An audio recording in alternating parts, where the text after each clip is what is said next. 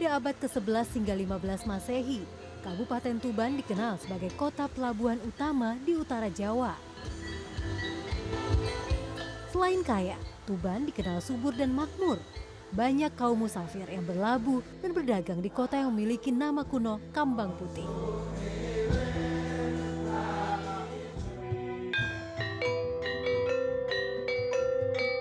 Sebagai kota pesisir dengan aktivitas perdagangan yang cukup pesat, Kabupaten Tuban menjadi pintu gerbang masuknya ajaran Islam yang disebarkan melalui jalur niaga.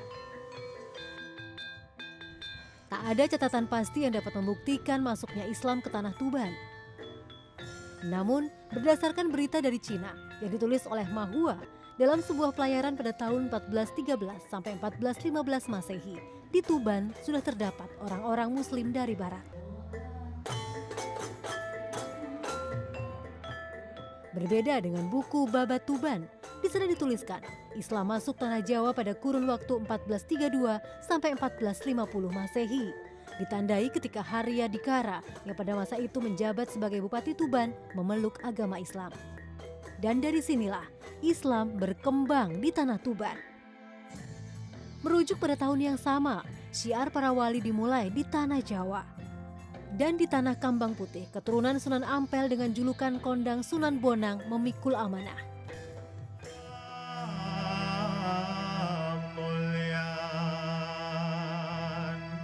Suluk dan gamelan seperti inilah perantara Sunan Bonang bersiar Islam di tanah Jawa.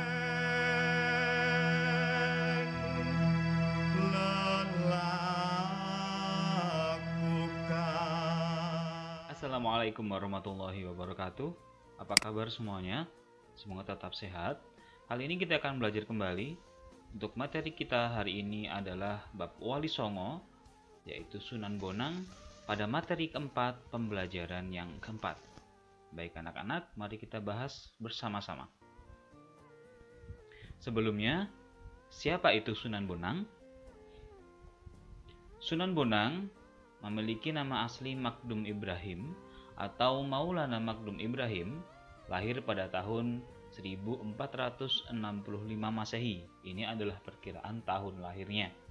Selanjutnya, ia merupakan putra keempat dari Sunan Ampel dan Nyi Ageng Manila, sehingga Sunan Bonang ini merupakan keturunan langsung dari Sunan Ampel. Selanjutnya, Sunan Bonang berdakwah di sepanjang wilayah Kediri, Nganjuk, kemudian karena di Kediri dan Nganjuk kurang berhasil, ia menuju ke Demak. Setelah beberapa lama di Demak, ia akhirnya mendirikan pusat dakwah di Tuban, Jawa Timur, sehingga dia kembali ke wilayah Jawa Timur kembali. Selanjutnya, bagaimanakah kepribadian Sunan Bonang? Sunan Bonang atau Maulana Magdum Ibrahim pertama dikenal sebagai seseorang yang tekun dan disiplin dalam menuntut ilmu. Ini merupakan didikan dari Sunan Ampel. Selanjutnya, yang kedua, ia merupakan seseorang yang gigih dan cinta ilmu. Selanjutnya, kepribadian yang menonjol dari sosok Sunan Bonang adalah ia merupakan seseorang yang santun dan rendah hati. Lalu, apa saja peran Sunan Bonang dalam berdakwah? Peran Sunan Bonang dalam berdakwah yang pertama adalah ia berdakwah lewat seni budaya.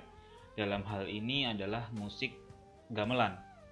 Yang kedua, ia memasukkan nilai-nilai keislaman pada tradisi masyarakat Jawa.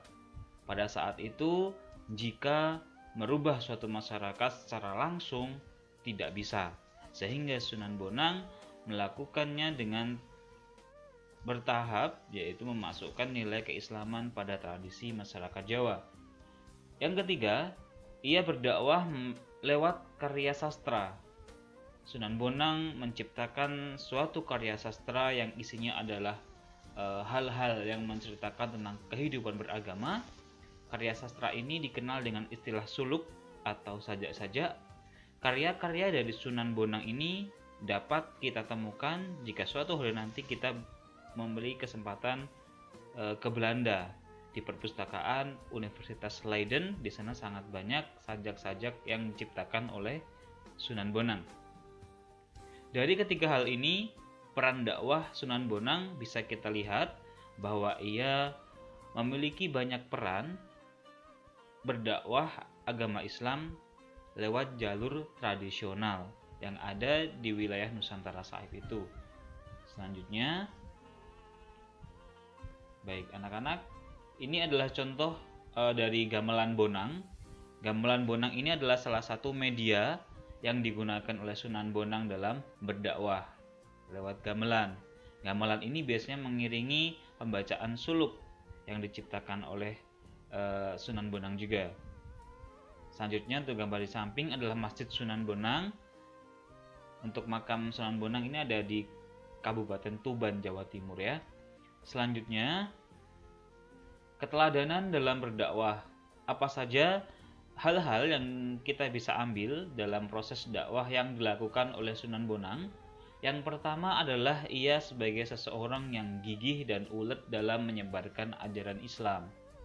Jadi dari kegigihan dan keuletan ketika di suatu wilayah Sunan Bonang berdakwah kurang berhasil, dia tetap meneruskan, berpindah ke lain tempat hingga akhirnya dia mendirikan salah satu pusat dakwahnya ada di Tuban, Jawa Timur. Selanjutnya adalah kreatif dan inovatif dalam menciptakan media dakwah. Anak-anak pada saat itu masyarakat yang ada di Nusantara sangat beragam. Sehingga ketika ingin berdakwah, Sunan Bonang mencari hal-hal yang bisa digunakan atau bisa diterima oleh mereka semua, sehingga ia menciptakan hal-hal yang kreatif dan inovatif. Misalkan seperti menciptakan suluk, berdakwah lewat musik dan lain sebagainya. Yang ketiga adalah sikap toleransi atau tenggang rasa dalam berdakwah.